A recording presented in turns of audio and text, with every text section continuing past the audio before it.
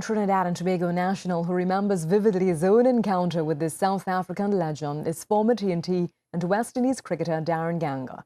He spoke with Sandra Miraj earlier this year, describing his encounter with Mr. Mandela as a defining moment in his life. Ganga would have been just 15 years old when Nelson Mandela became president of South Africa in 1994. But even at that young age, he was aware of the greatness of this man. What he didn't know then was how his life would have been touched by him. The year was 1998, and Darren was the youngest member of the West Indies cricket team touring South Africa, where it was announced during their third test match in Cape Town that he was celebrating his 19th birthday. He was in his hotel room at the end of the day's play when the phone rang and the operator said, "The president is on the line." Darren says he immediately thought it was the WICB president.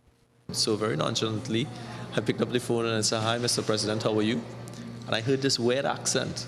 And it was, Mr. Mandela. He said, "Hi, Mr. Ganga, this is the president, Mr. Mandela, on the line." And I'm like, "Is this Mr. Mandela, the president of South Africa?" Just like a schoolboy, in awe. This Darren describes as a defining moment in his life. President Mandela wished him the best and surprised him further with a birthday cake, ice cream and even champagne. But more than that, it would be the powerful words from Mr. Mandela that would remain with him. He also said, that I had a bigger role to play. I was the youngest member of the West Indies team, and I had a bigger role to play not just in the cricketing arena, but for my country and the people who I represent. It was this encounter that would inspire this young cricketer to establish later the Ganga Foundation, helping young people to aspire to and achieve their goals both on the sporting field and in the academic arena. But there was one main lesson he also learned from that gesture: humility. The mere fact that he reached out to me, as you rightly said, a small young man from a rural community in a tiny island in the Caribbean, him having the presence of mind to recognize that I was the youngest member of a West Indian team touring South Africa for the very first time. And on my birthday itself, to reach out, to make a phone call to me and to express not just congratulations on my birthday, but to open my eyes to the bigger picture and the bigger role that I have to play as an individual.